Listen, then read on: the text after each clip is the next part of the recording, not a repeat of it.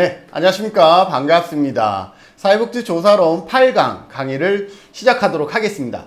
이번 시간에 같이 학습할 내용은 조사 설계 유형 중에서 내용이 조금 많다 보니까 앞부분에 대해서 같이 살펴보도록 하겠습니다. 이번 시간에 학습할 학습 내용은 실험조사 연구의 의의입니다. 우리가 설문지를 통해서 연구를 하기도 하지만 이런 실험을 통해서 연구도 많이 이루어집니다. 그래서 실험조사 연구의 의의와 실험의 특징과 실험조사 연구의 장단점, 그리고 실험조사 설계의 기본 요소, 이 기본 요소에 따라서 뭐가 달라지냐 하면 순수 실험 설계냐, 유사 실험 설계냐, 원시 실험 설계냐, 이게 나눠지기 때문에 실험조사 설계의 기본 요소도 우리가 살펴봐야 할 내용이고요. 그 다음으로 방금 얘기했던 것처럼 실험 조사 설계의 기본 요소에 따라서 가장 타당도가 높은 순수 실험 설계의 방법이 있는데, 순수 실험 설계의 특징과 순수 실험 설계의 유형에 대해서 같이 살펴보도록 하겠습니다. 순수 실험 설계는 실제 연구에서도 다방면에 활용되어질 수 있기 때문에 여러분들 같이 꼼꼼하게 살펴보시면 좋겠습니다. 자, 그러면 강의 내용을 강의를 시작하도록 하겠습니다. 자, 실험조사 연구의 의의입니다. 여러분들 실험은 어떤 거라고 생각하죠? 여러분들 초등학교, 중학교 때 과학실에 가서 실험들 많이 해보셨죠? 우리가 일반적으로 그러한 것들을 실험이라고 하기는 합니다. 그래서 우리가 사회복지조사론에서 얘기하고 있는 실험은 가능한 한 다른 변수들은 영향을 주지 않도록 환경을 만든 다음에 그 속에서 독립변수와 종속변수 사이에 뭐를 살펴보는 인과관계를 살펴보는 것을 실험이라고 얘기를 합니다. 자, 그런데 다른 변수들, 즉 외생 변수들에 영향을 주지 않도록 환경을 만든다라는 것은 다른 말로 얘기하면 어떻게 될까요? 맞아요. 통제 집단을 설정한다라고 얘기할 수가 있겠죠. 그래서 일반적으로는 두 집단으로 나누어서 우리가 어떤 처치, 처방 이런 것을 도입하는 실험 집단과 그것을 하지 않는 통제 집단, 이 두 집단으로 나누어서 실험 집단과 통제 집단 사이에는 다른 것은, 유일하게 차이는 뭐냐면 그 처방을 했느냐 안 했느냐만 차 있고 나머지는 동일한 거죠. 그래서 나머지는 동일하기 때문에 실험 집단에서 통제 집단의 값을 빼면 그 차이는 뭐에 해당된다? 그 처방에 의한 결과다라고 우리가 얘기를 하는 것이 바로 실험을 통한 조사라고 생각하시면 될 것 같습니다. 실험조사 연구는 실험을 통해 자료를 수집하고 분석하는 연구입니다. 실제로 사회복지 현장에서도 많이 사용되어지는 방법이고요. 특히 간호나 의료, 물리치료 이런 환경에서는 더 많이 사용되어지고 있습니다. 이때 실험에서 실험 집단에게만 독립변수가 발생하도록 하는 것을 우리는 뭐라 그런다? 처치 또는 조작이다 라고 얘기를 합니다. 보통 이 처치는 어떤 거예요? 어떤 프로그램을 개입을 한다든지 이러한 것이겠죠. 아니면 약을 준다든지 이러한 것이 처치 또는 조작에 해당되고요. 실험조사 설계의 일반적인 절차는 이렇습니다. 우선 모집단에서 표본을 설정합니다. 표본을 300표본이라 그러면, 표본의 크기가 300이라 그러면 이 300명을 이제는 어떻게 해요? 무작위 할당을 합니다. 할당, 나눠주는 것이죠. 실험 집단과 통제 집단으로 무작위 할당을 해주게 됩니다. 그러면 여기에 사정값을 보는 거죠. 뭔가 처치, 이 독립변수를 조작하기 전에 독립변수가 발생하도록 하는 것을 처치 또는 조작이라 그랬는데, 이 X가 지금 독립변수를 의미합니다. 독립변수, 즉 처치와 조작을 하기 전에 각각의 값을 먼저 우리가 확인하는 것이죠. 우리가 일반적으로 이것을 사전조사라고 많이들 하죠. 사전조사. 처치를 하기 전에 독립변수를 개입하기 전에 하는 조사이기 때문에 사전조사라고 얘기를 하고요.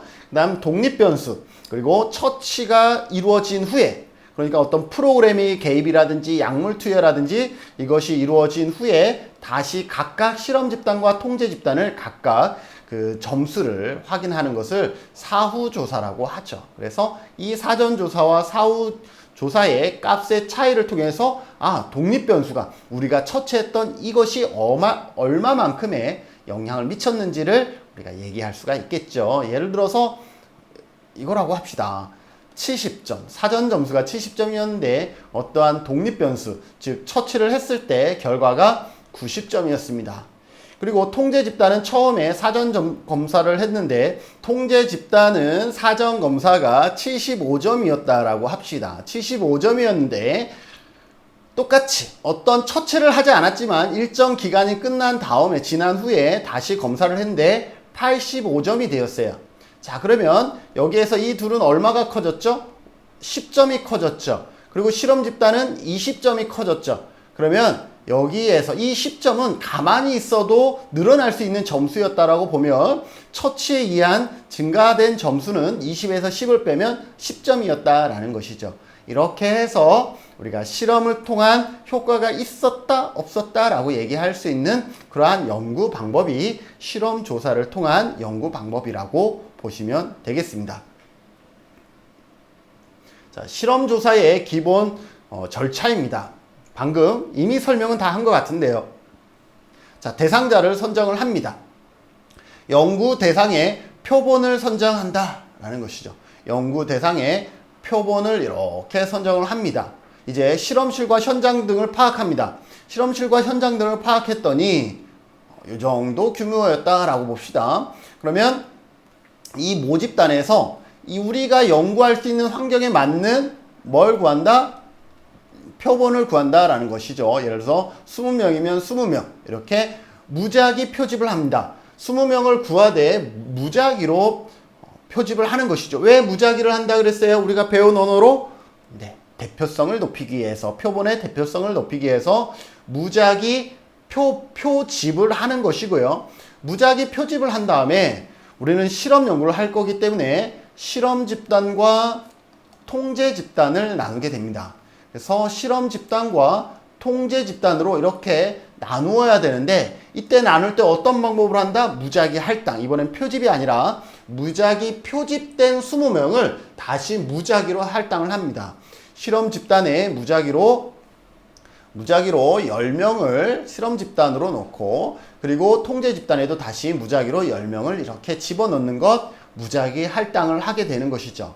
무작위 할당을 하게 되면 다시 여기에서 랜덤으로 실험 집단과 통제 집단을 랜덤으로 하면 여기에서 사전 검사를 각각 하게 되는 것입니다. 사전 검사를 각각 하게 되고 그 다음에 실험 처치를 한다 그랬죠. 실험 처치는 아까 독립 변수라고 했었죠. 그래서 여기에 독립 변수를 이렇게 개입하고 여기가 통제죠. 통제 집단에는 개입하지 않습니다. 그런 다음에 이제 독립 변수 처치를 했기 때문에 이제 다시 사후 검사를 하는 것이죠. 사후 검사를 해서 이 둘의 값을 비교하는 것이죠. 좀 전에 설명드렸던 예를 한다 그러면 여기가 70점이고 독립변수를 했더니 90점으로 바뀌었고 여기가 75점이었는데 여기는 85점으로 바뀌었어요. 그러면 통제 집단 안에서도 10점이 기본적으로 증가했는데 실험 집단에서는 20점이 증가했어요. 그러면 이 20점에서 10점은 가만히 있어도 통제 집단도 증가했던 점수이기 때문에 그 10점을 제외하면 처치를 통해서 얻게 된 효과는 10점의 효과가 있었다라고 우리가 얘기할 수가 있는 것이죠. 그것이 뭐예요? 비교 검증을 통해서 의미 있는 차이가 있었다, 없었다라고 얘기하는 것을 의미를 합니다. 자, 실험의 특징은요, 이러한 다양한 것이 있는데 충분히 여러분들이 읽어보시면 될 것 같습니다. 실험은 효율적이고 효과적으로 변수를 조작하고 통제하려고 하는 목적이 있습니다. 실험은 독립변수의 분산을 최대화하여 외생 변수를 통제하고 오차 분산을 최소화하기 위한 연구이다라는 거죠. 독립변수의 분산을 최대화한다라는 것 혹시 모르실 수 있어요. 자, A가 독립변수고 B가 종속변수죠. 그런데 A가 움직이는 게 이 정도야. 이 정도밖에 안 돼요. 자, 그러면 B가 움직이는 것을 우리가 관찰하기가 상당히 어렵죠. 그죠? 자세히 관찰해야 B가 변하는 걸 알겠죠. 그런데 A의 변화폭이 여기에서부터 이만큼 변해. 독립변수 자체가 이만큼 크게 분산이 커요. 그러면 B의 변화를 우리가 좀 더 크게 확인할 수가 있겠죠. 그래서 독립변수의 분산을 최대함으로 인해서 종속변수의 분산을 우리가 같이 폭넓게 볼 수가 있다라는 것이고요. 여러 변수 간의 인과관계, 원인과 결과를 파악하고자 말 그대로 우리가 실험을 하는 것이고, 실험은 보다 체계적이고 정밀하게 인과관계를 파악하고, 그죠? 우리가 실험을 하는 이유는 뭐예요? 보다 체계적이고 정밀하게 인과관계를 파악하기 위함이잖아요. 그리고 독립변수를 의식적으로 조작한다라는 측면에서 실태조사와는 다르다라는 거죠. 실태조사는 있는 그대로를 파악하는 것이라 그러면 실험은 독립변수를 의도적으로, 의식적으로 조작하게 되는 것이죠. 요 실험 집단은 독립변수를 개입을 하고, 통제 집단은 처치를 하지 않는, 의도적으로 독립변수를 어떻게 하고 있어요? 조작하고 있는 것이죠. 그래서 실험은 앞으로 일어날 변수 관계에 대해 파악하는 미래지향적이라 그러면, 우리가 그동안 배운 문헌조사, 경험조사, 사례조사는 과거에 발생했던 것을 우리가 조사를 하고 있기 때문에 뭘 할 수가 없어요? 독립변수를 조작할 수가 없죠. 왜? 과거의 것이기 때문에 그러한 차이가 있다. 실험은 변수의 조작과 통제가 이루어진다라는 점에서 뭐와는 다르다라는 거예요? 현지 연구와는 다를 수가 있다라는 것입니다. 그래서 이러한 차이점들이 있다라는 것 여러분들이 기억해 두시고, 그럼에도 불구하고 실험 조사의 장점은 명확한 인과관계 규명에 도움이 된다라는 것이죠. 연구자의 의도에 따라서 독립변수를 조작할 수가 있기 때문에 그 효과를 관찰할 수가 있는 장점이 있습니다. 그리고 통제 변수를 둘 수가 있어서 순수 실험의 경우는 최대한 통제를 행하기 때문에 신뢰도가 더 높을 수가 있는 것이고요. 종단적 분석도 가능하다라는, 장기간에 걸친 연구가 가능하고 연구 방향을 우리가 조정할 수가 있다라는 거죠. 왜? 실험 조건을 연구자가 임의로 조작이 가능하기 때문에 원하는 방향으로 연구를 진행시킬 수가 있고요. 반복적인 연구가 가능합니다. 왜? 실험 상황이라는 것은 다시 설정하면 처음과 똑같은 상황으로 만들 수는 있어요. 근데 현장은 어떠냐? 현장은 처음과 똑같은 상황을 만드는 것은 사실상은 어렵습니다. 유사하게는 가능하지만, 저희가 5일장에 갔어요. 5일장의 상황이 지난주의 5일장과 이번 주의 5일장의 상황은 유사하죠. 항상 유사해요. 그러나 지난주와 동일하진 않죠. 왜? 뜬금없이 그때는 개 한 마리가 지나갔는데 이번에는 개가 지나갔는데 너무 귀여운 개가 지나갔어. 이러한 것들도 완벽하게는 동일한 상황을 만들기가 어렵잖아요. 그래서 이러한 실험은 반면에 반복적인 연구가 좀 더 용이하다라는 장점이 있습니다. 그럼에도 불구하고 단점 뭐냐면, 실험이라는 것은 현장의 상황과 다르기 때문에 인위적인 환경이다라는 것이죠. 인위적인 환경이기 때문에 이게 실제로는 다른 결과가 나올 수가 있다라는 것이죠. 그래서 실험 환경이 인위적이기 때문에 현실성이 결여될 수가 있다라는 것이고, 실험자 효과가 있습니다. 일단 실험자 효과는 뭐냐? 대상자가 이미 실험에 자기가 참여하고 있다라는 것을 알고 있기 때문에 대상자가 실험자의 기대에 따라서 의도적으로 뭘 하려고 한다? 행동하려고 한다라는 것이죠. 내가 우리 교수님이 연구를 하고 있는데 내가 우리 교수님이 원하는 쪽으로 좀 행동해야지. 아까 반응성이라고 얘기를 했죠. 그러한 반응성이 나타날 수가 있습니다.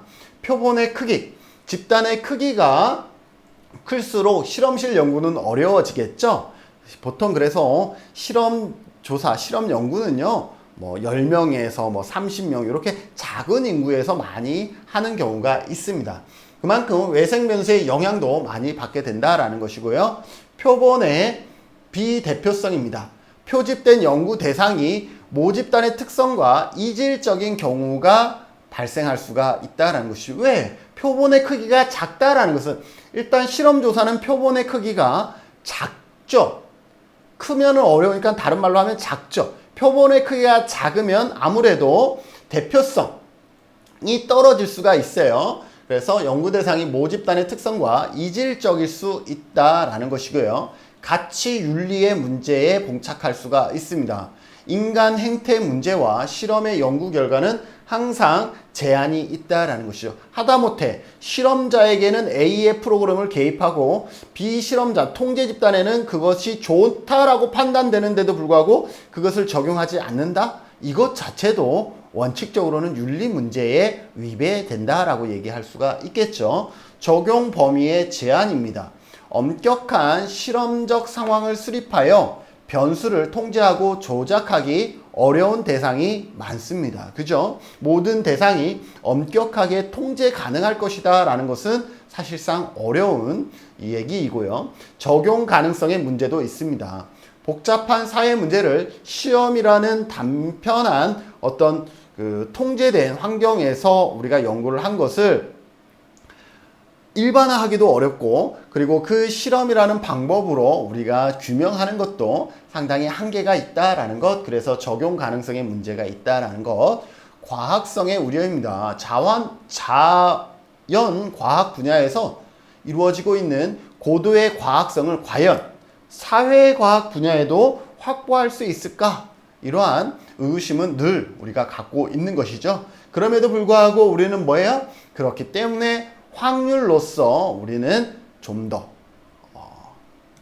연구의 가치를 높여 나가고 있는 것이죠. 그 확률이 좀 더 높게 만듦으로 인해서요. 그러니까 그 확률을 높게 만들기 위해서 실험 조사를 할 때 기본 요소가 있습니다.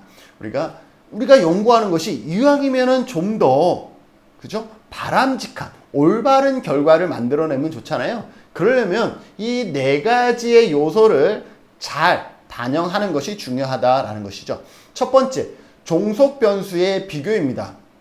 종속 변수라 그러면 예를 들어서 이거죠. 날씨에 따라서 우울 수준은 다르다라고 얘기를 합시다. 자, 그러면 여기에서 종속 변수는 뭐죠? 날씨에 따라, 날씨는 독립 변수가 되는 것이고 우울 수준이 다른 것이죠. 그러면 종속 변수의 비교, 우울 수준이 프로그램을 개입하기 전과 개입하기 후에 우울 수준을 우리가 어떻게 할 수 있어야 돼? 비교할 수 있어야 돼. 또 실험 집단과 통제 집단의 우울 수준을 어떻게 할 수 있어야 돼? 비교할 수 있어야 돼. 이것이 바로 종속 변수의 비교이죠. 그래서 실험 집단과 통제 집단 간의 종속 변수를 비교하거나 실험 전 또는 후에 검사를 통해서 종속 변수의 차이가 있는지를 알아보는 것, 이것이 종속 변수의 비교입니다. 우리가 아까 표본이 있으면 이것을 랜덤으로 뽑는다 그랬죠. 실험 집단과 통제 집단으로. 그런 다음에 여기에 종속 변수 사전 검사를 한다 그랬죠. 그리고 독립 변수를 투여하고 사후 검사를 합니다. 그리고 통제 집단에는 아무것도 하지 않은, 처음에 사전 검사를 하고 개입을 하지 않은 상태에서 다시 사후 검사를 하죠. 그랬을 때 이 둘의 값을 비교하는 것이 종속 변수의 비교이고, 사전과 사후를 또 비교하는 것이 종속 변수의 비교다라고 보시면 되겠습니다. 그래서 종속 변수 비교는 실험 집단과 통제 집단의 요 두 종속 변수의 값을 비교하는 것도 의미가 있고, 사전 것과 사후 값을 비교하는 것도 전부 다 종속 변수의 비교에 해당된다라고 보시면 되겠습니다. 두 번째는 독립 변수의 조작이죠. 독립 변수는 뭐예요? 날씨라는 환경을 조작할 수 있어야 된다라는 것이죠. 그래서 실험 집단에는 날씨의 변화를 집어넣고 통제 집단은 그것을 배제하는 이러한 것이죠. 예를 들어서 뭐 프로그램이라 그러면 실험 집단에는 프로그램을 개입하고, X가 독립 변수이니까 프로그램을 개입을 하고, 통제 집단에는 프로그램을 지금 하고 있지 않죠. 아무것도 없죠. 이렇게 독립 변수를 어떻게 할 수 있다? 조작할 수 있다. 독립 변수의 조작의 수준을 키우면 키울수록 종속 변수의 값을 우리가 더 확실하게 살펴볼 수가 있겠죠. 그래서 그러한 부분들을 우리가 앞 시간에 같이 했죠. 그래서 원인이 되는 변수인 독립 변수를 실험자가 인위적으로 변화시키는 것을 얘기를 한다. 연구자가 의도적으로 한 집단에는 독립 변수를 발생시키고 다른 한 집단에는 발생시키지 않도록 하는 것, 이것을 독립 변수의 조작이라고 얘기를 합니다. 세 번째는 외생 변수의 통제입니다. 종속 변수의 변화가 나타나더라도 이것이 외생 변수에 의한 것이라면 인과관계를 왜곡할 수밖에 없는 것이죠. 외생 변수가 뭐라 그랬어요? 독립 변수 외에 종속 변수에 영향을 미치는 그러한 것이다 그랬죠. 그래서 실험 조사에서는 외생 변수를 통제하기 위해서 통제 집단을 설정을 합니다. 외생 변수를 통제하기 위해서 실험 집단과 통제 집단이라는 통제 집단을 설정하는 방법으로 이것을 활용하고 있고요. 네 번째, 실험 대상자의 무작위입니다. 처음에 실험 집단과 통제 집단을 10명씩 나눈다 그러면 어떻게 나눴죠? 랜덤으로 실험 집단에 10명, 통제 집단에 랜덤으로 10명. 이렇게 실험 집단과 통제 집단을 나눌 때에도 어떻게 가능한 한 두 집단이 동질적인 집단이 될 수 있도록 해야 되는데, 그 동질적인 집단으로 만들기 위한 방법이 뭐다? 무작위로 각각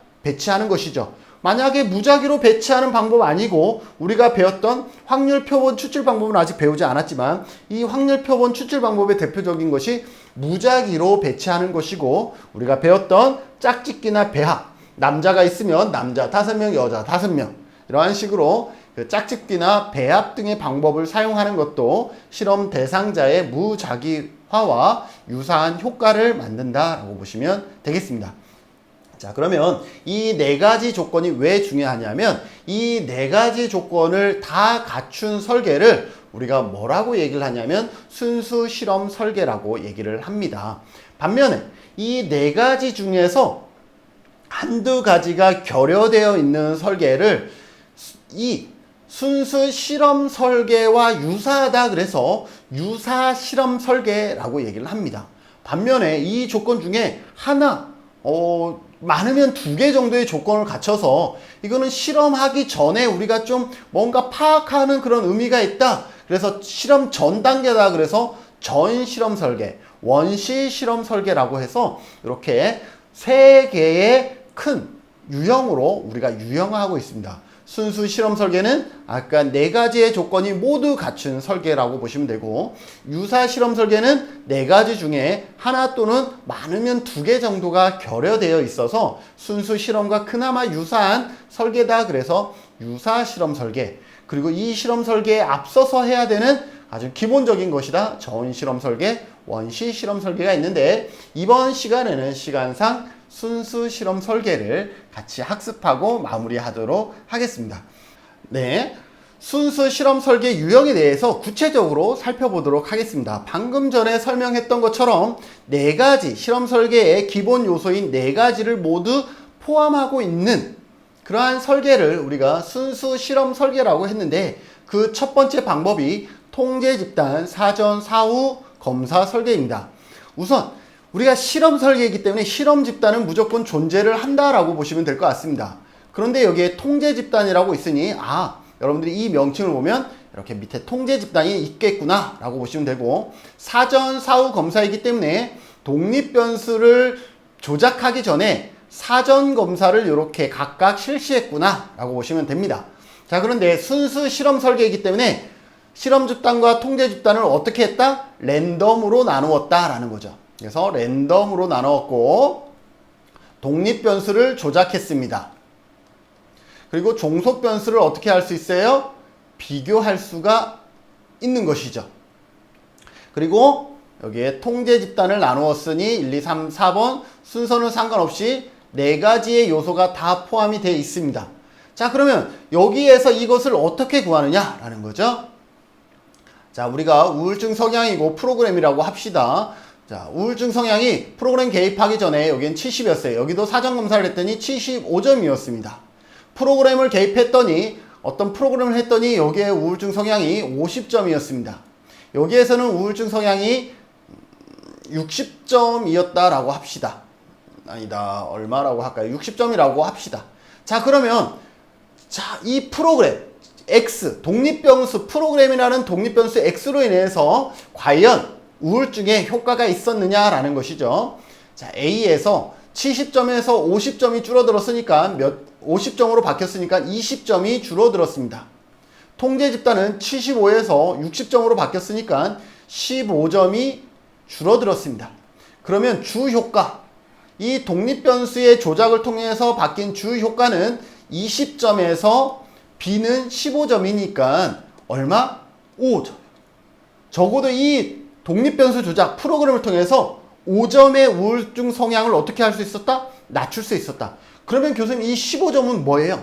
이 15점은 우리가 통제할 수 없는 외생 변수였다라는 거죠. 실험 집단에서 우리가 통제할 수 없는 외생 변수 효과가 이 정도였다라고 보시면 되겠죠. 자, 그래서 이 통제 집단 사전 사후 검사 설계를 살펴보면, 전반적으로 내적 타당도 저해 요인을 통제할 수 있어 내적 타당도가 높다라고 얘기를 할 수가 있습니다.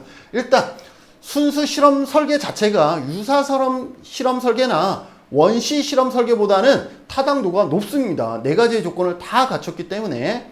그런데 여기에 보면 두 번째 보면 사전 검사에 의한 검사 효과에 영향을 받을 수가 있다. 자, 검사 효과, 시험 효과, 테스트 효과 하면 여러분들 뭐 기억나시죠? 네, 사전에 검사한 것이 사후 검사에 영향을 미치는 거죠. 한 번 시험을 봤기 때문에 두 번째 시험 볼 때 영향을 미치는 것, 이것이 검사 효과입니다. 자, 그런데 여러분들 헷갈리지 마세요. 다음에 보시면 사전 검사와 실험 처치가 상호작용을 일으켜서 생기는 상호작용 시험 효과로 인한 실험 결과를 다른 상황에서 일반화하기 어려운 외적 타당도의 문제가 나타날 수 있다. 너무 어려운 말인데 여기에서 우리가 기억해야 될 것은 상호작용 효과입니다. 처음에 시험 본 것이 뒤에 영향을 미치는 이것을 우리는 시험 효과. 기억하세요. 헷갈리지만 안 돼요. 테스트 효과라고 합니다. 그죠? 시험 효과, 테스트 효과입니다. 그런데 두 번째 상호작용 효과는 뭐냐 하면 여기에 한 번 시험을 봤는데 이 시험이 엄청 못 봤어요. 30점밖에 안 나왔어. 그러면 독립변수 조작할 때 내가 30점밖에 안 받으니까 특강 시간 때 내가 어떻게 했냐면 더 잘 봐야지. 나 이번에 창피해. 이번에 열심히 해야지. 그래서 특강할 때 엄청난 뭘 했냐면 집중을 했어요. 그랬더니 여기에 점수가 70점으로 올랐어요.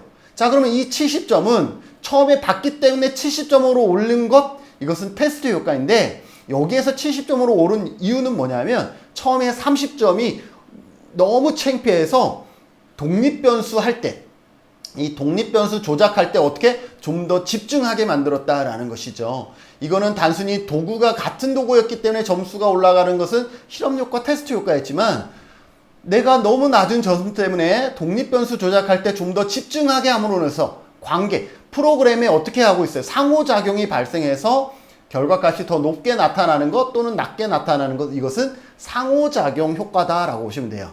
그래서 이 실험 설계는 시험 효과와 그리고 이것이 독립변수 조작에 영향을 미치는 상호작용 효과가 둘 다 발생한다라는 것이죠. 그래서 상호작용 시험 효과란 실험 대상자가 사전 측정을 하고 난 후 실험 처치를 받아들이는 강도가 달라진다.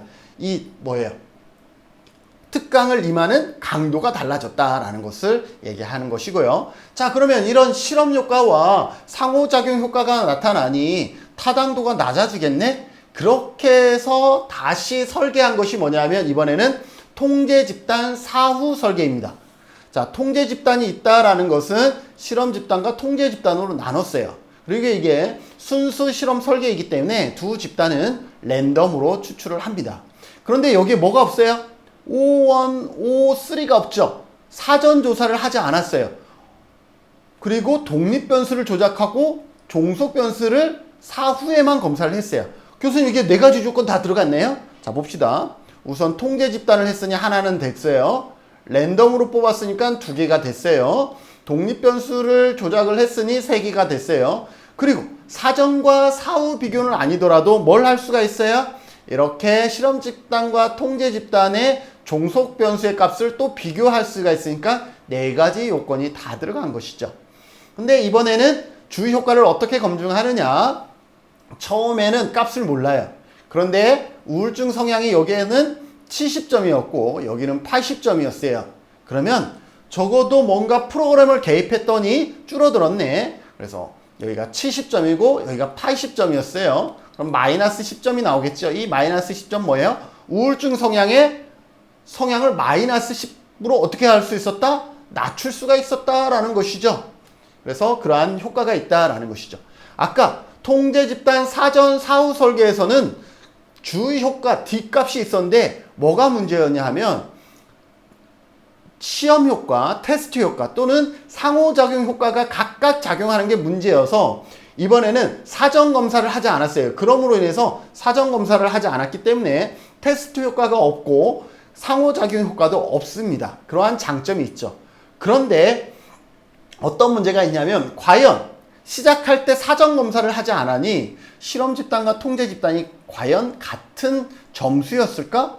같은 점수였기 때문에 이렇게 70에서 80 빼는 것이 단순하게 빼는 것이 의미가 있는 것일까? 이러한 의구심은 남는다라는 것이죠. 자, 내용을 같이 보겠습니다. 통제 집단 사전 사후 검사 설계에서 사전 검사를 실시하지 않은 방법입니다. 아시겠죠? 연구 대상에 대한 무작위 할당이면서 랜덤으로 뽑았으니 이미 실험 집단과 통제 집단을 동질화시켰다라고 가정하는 거예요. 가정을 하는데 정말 그럴까라는 것은 뒷부분에 단점으로 나오겠죠. 그래서 사후 검사를 통해서 집단 간의 차이를 발견을 하는 것입니다. 사전 검사를 실시하지 않으므로 검사 효과와 상호작용 효과가 발생하지 않습니다. 그리고 검사 효과로 인한 내적 타당도 문제나 상호작용 시험 효과로 인한 외적 타당도 문제를 감소시킬 수가 있고, 실험 집단과 통제 집단을 사용함으로써 동일한 외적인 상황을 경험하고 같은 정도로 성숙되어 가기 때문에 내적 타당도 저해 요인도 제거할 수가 있습니다. 두 집단의 무작위 할당으로 선택의 편의도 통제할 수가 있습니다. 그러나 마지막 단점은 뭐냐? 사전 검사를 하지 않으므로 최초의 상태가 정확히 파악될 수 없다. 정확히 파악될 수 없다라는 것은 최초의 상태가 과연 동질적이었느냐? 이것을 100% 답할 수는 없다라는 것을 보시면 되겠습니다. 네, 다음은 솔로몬 4집단 설계입니다. 솔로몬 4집단 설계는요, 우리가 앞에 배운 두 가지를 병행해서 같이 설계한 방법입니다. 그래서 여기에 보시면 실험 집단과 통제 집단, 실험 집단과 통제 집단이 있는데, 조금 제가 이렇게 숫자를 적어서 좀 혼란스러울 수 있지만 앞에 두 개 실험 집단과 통제 집단은 우리가 방금 배웠던 통제 집단,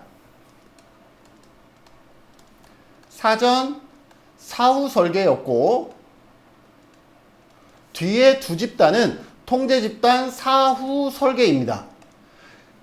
그러면 각각 한번 먼저 봅시다. 통제 집단, 실험 집단과 통제 집단, 실험 집단과 통제 집단이 있는데, 위에 두 줄은 통제 집단 사전 사후 설계이고 밑에 두 줄은 통제 집단 사후 설계입니다. 근데 여러분들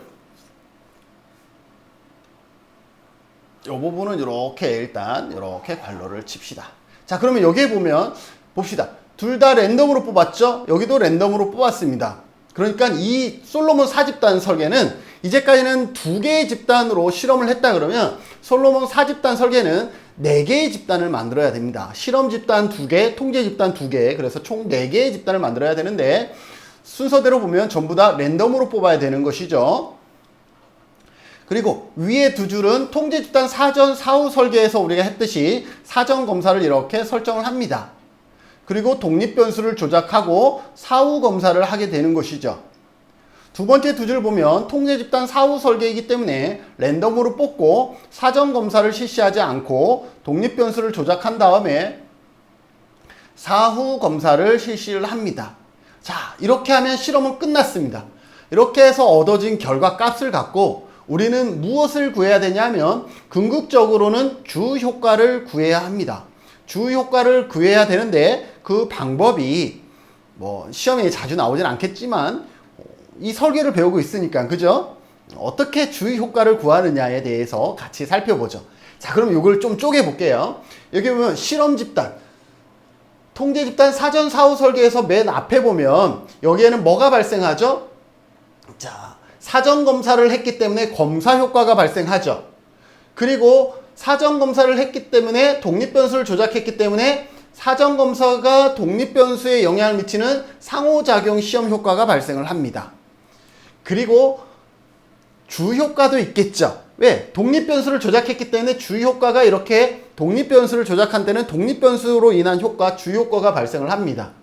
그리고 외생 변수에 통제하지 않았기 때문에 외생 변수의 효과도 발생을 하는 것이죠. 그래서 이 네 가지 효과가 있다라는 것을, 영향이 있다라는 것을 여러분들이 기억해 두시고, 두 번째는 보면 독립 변수가 들어가지 않았죠. 여기에 보면 독립 변수가 들어가지 않았기 때문에, 그런데 사전 검사가 사후 검사에 영향을 미치는 검사 효과는 발생하는데, 이 사전 검사가 독립 변수에 영향을 미치는 상호작용 효과는 없고, 그리고 외생 변수 효과가 발생을 합니다. 그죠?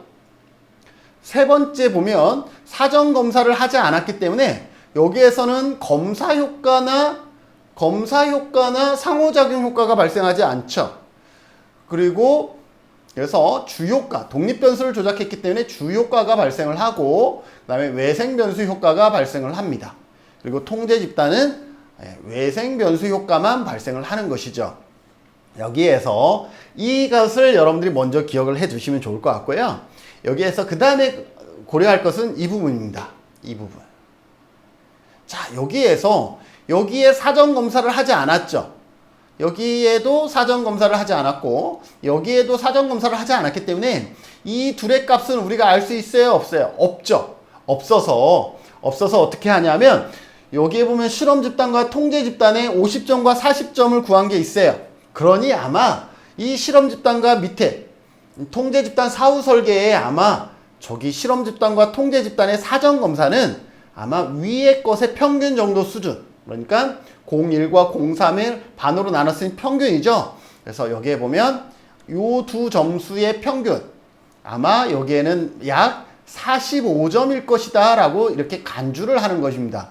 그래서 이 값이 나오는 거예요. 이 값과 이 값은 같은 거죠. 자, 이제 검사 효과를 계산해 보겠습니다. 검사 효과. 검사 효과는 두 번째와 네 번째 집단에서 우리가 찾아볼 수 있는데, 검사 효과는 어떤 것입니까? 사전 검사가 사후 검사에 영향을 미치는 거죠. 그래서 2번하고 4번을 봤더니 외생변수 효과가 같아. 그러면 2번에서 4번을 빼면 뭐만 남겠어요? 검사 효과만 남겠죠. 그러니 F에서 H 값을 빼주는 겁니다. 자, 그러면 같이 보겠습니다. 자, F 값이 얼마죠? F 값이 04에서 03, 여기에 50에서 40을 빼면 여기엔 10점이 남습니다.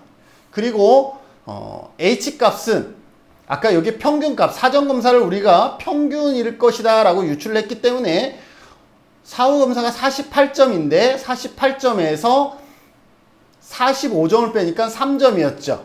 자, 그래서 얘 둘을 빼니까 외생변수 효과가 사라지면서 뭐만 남아요? 검사 효과만 남죠. 그래서 검사 효과는 2번과 4번에서 7점이다 라는 것을 우리가 알 수가 있습니다. 검사 효과는 약 7점의 검사 효과가 발생을 합니다. 자, 그 다음에 검사 효과를 구했다 그러면 상호작용 효과를 구해야 됩니다. 상호작용 효과는요, 1번과 3번에서 구하게 됩니다. 자, 봅시다. 1번과 3번에서 보면 주효과와 외생변수 효과가 있죠. 그러면 요 두 개를 빼주면 얘는 사라지겠죠. 그런데 여기에 뭐 있어요? 검사 효과와 상호작용 시험 효과가 남죠. 그런데 우리가 마침 검사 효과를 구했어요.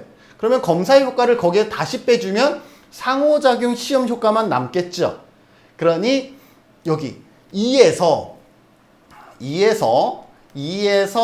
G를 빼주고 2에서 G를 빼주고 우리가 바로 앞에서 구했던 검사 효과를 다시 빼주면 뭐만 남겠어요? 상호작용 시험 효과만 남겠네? 라는 것이죠. 자, 그러면 이 값이 얼마죠? 이 값이 90에서 50을 빼줬으니까 이 값은 40입니다. 그죠? 그래서 40에서 빼기 G값이 얼마죠? G값이 70에서 45점을 빼니까 25점이죠. 그래서 25점을 빼줬어요. 그러면 15점이 남는데 여기에서 끝나는 것이 아니라 검사 효과 7점을 빼주라 그랬죠. 7점을 빼줬더니 빼기 7을 했더니 8점이 남았습니다. 이 8점이 뭐가 되는 거예요? 상호작용 효과가 되는 것입니다. 자, 그러면 이제 주효과, 맨 마지막에 이제 주효과를 구하면 됩니다. 자, 실험 집단과 통제 집단 1번과 2번 집단에서 구하게 됩니다. 이 두 집단에서 이제 구하게 되는 것이죠. 자, 1번 집단에서 2번 집단을 빼줍니다. 1번 집단에서 2번 집단을 빼주면 이제 검사 효과 빼지고 외생 변수 효과가 빼집니다. 그러면 상호작용 실험 효과와 주 효과만 남죠. 그러면 여기에서 바로 우리가 상호작용 시험 효과를 구했기 때문에 얘를 다시 빼주면 주 효과만 남게 된다라는 것이죠. 그래서 우리가 가장 알고 싶었던 주 효과, 이거는 얼마냐? 이 값이 얼마죠? 이 값이 아까 40점이었죠? 이 값이 40점에서 F 값을 빼주죠. F 값이 10점입니다. F값이 10점. 다시 상호작용 효과가 8점이었습니다. 8을 빼줍니다. 그러면 40 빼기 18. 그래서 22가 나옵니다.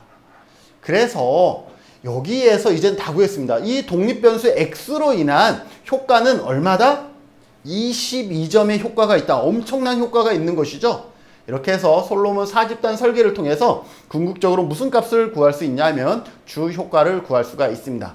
계산하는 게 어렵습니다. 어렵기 때문에 지금 제가 설명한 것처럼 이렇게 각각의 효과들을 여러분들이 적어 보시고 제가 여기에 검사 효과면 2번과 4번 집단 2번과 4번 집단에서 외생 변수 효과가 빠지면 검사 효과만 남겠죠. 그래서 검사 효과를 먼저 구하고 그 다음에 상호작용 효과는 1번과 3번에서 구합니다. 1번과 3번에서 주 효과와 외생 변수 효과가 빠지니까 검사 효과 상호작용 시험 효과만 나오는데 검사 효과를 방금 구했기 때문에 얘도 다시 빼줄 수가 있죠. 수치로. 그러면 상호작용 시험 효과가 나옵니다.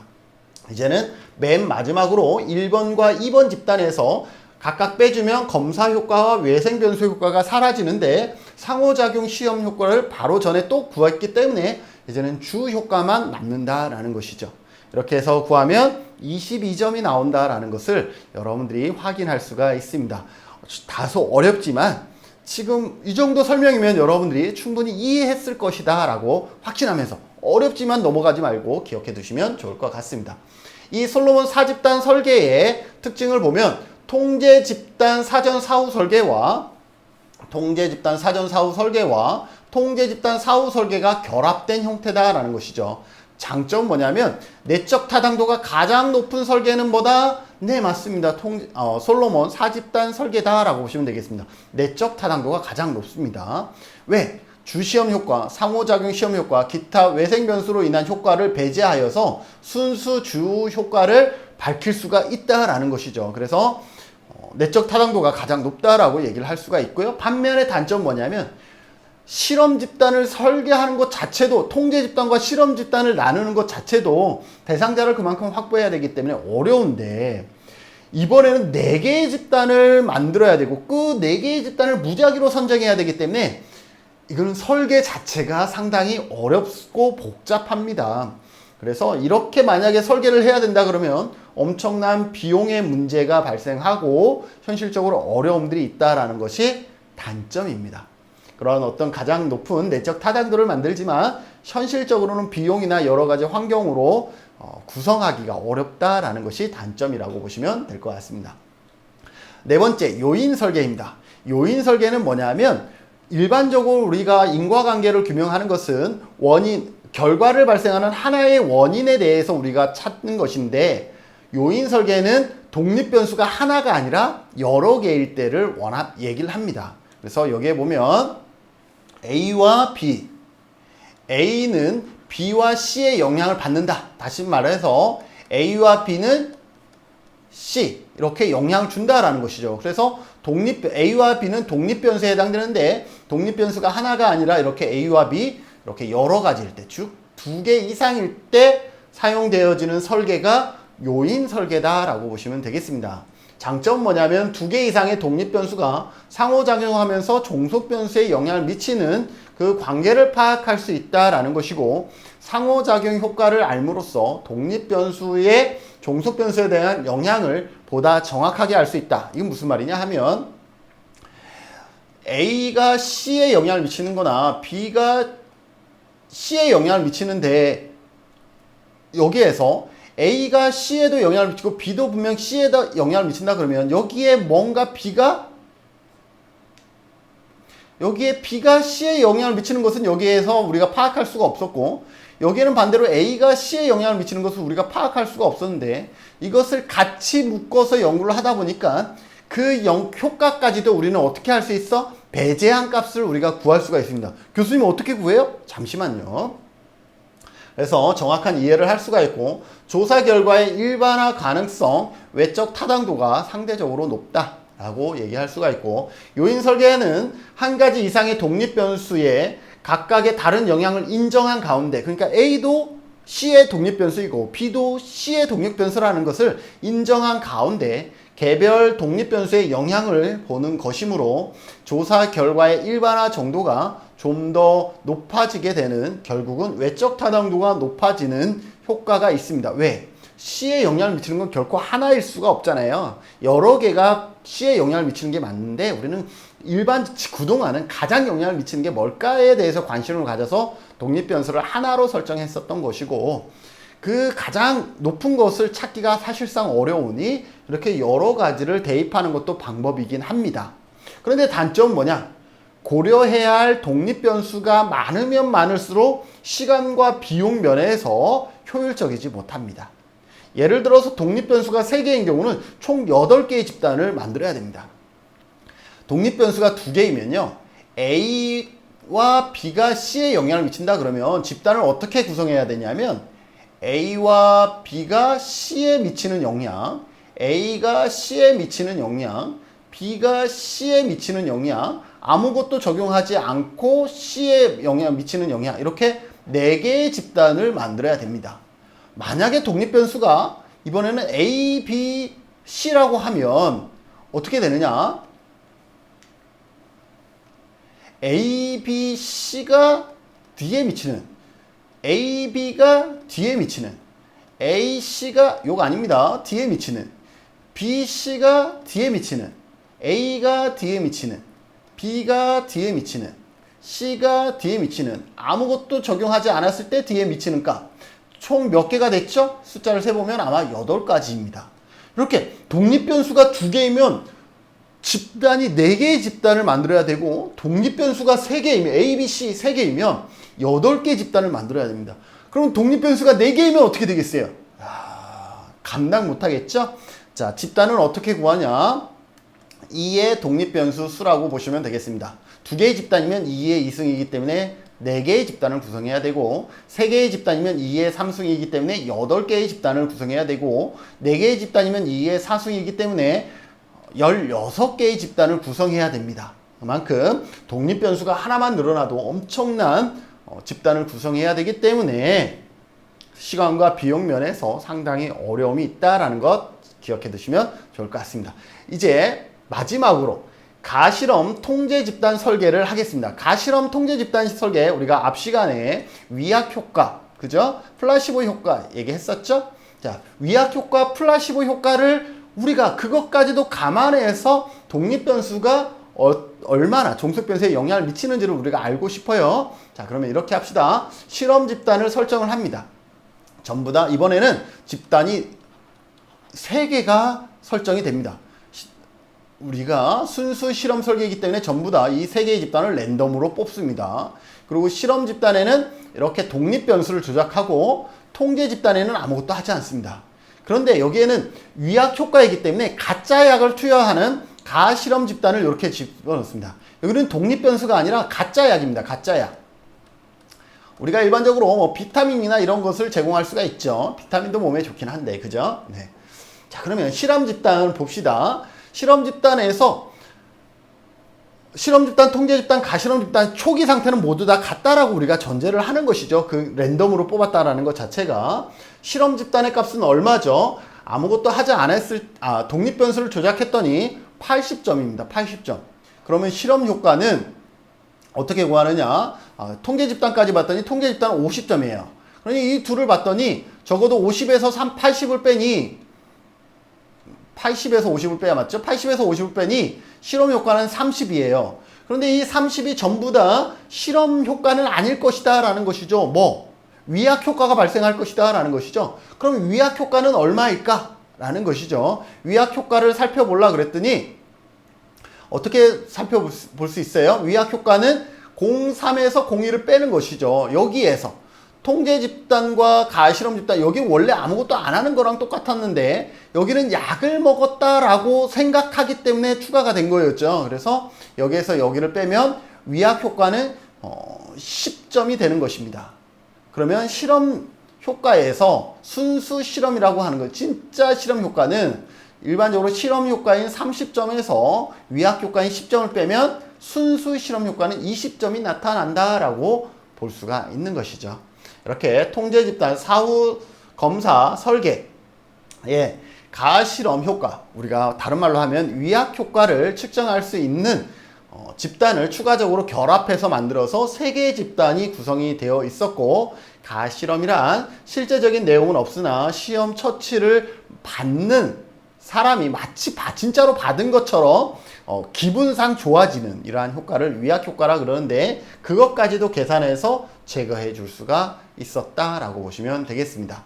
자, 어떻습니까? 이번 시간 한 번 더 복습은 해야 될 것 같죠? 한 번 더 복습을 하시면 여러분들이 지금 배웠던 내용들이 굳이 아주 어려운 설명은 아니었기 때문에 한 번 더 복습을 통해서 여러분들이 공부하실 때 좀 꼼꼼하게 기억해 두시는 그런 시간이 되었으면 좋을 것 같고요. 저는 이번 강의 여기서 마치고 다음 강의는 지금 순수 실험 설계에 이어서 유사 실험 설계와 원시 실험 설계에 대해서 같이 살펴보도록 하겠습니다. 수고하셨습니다.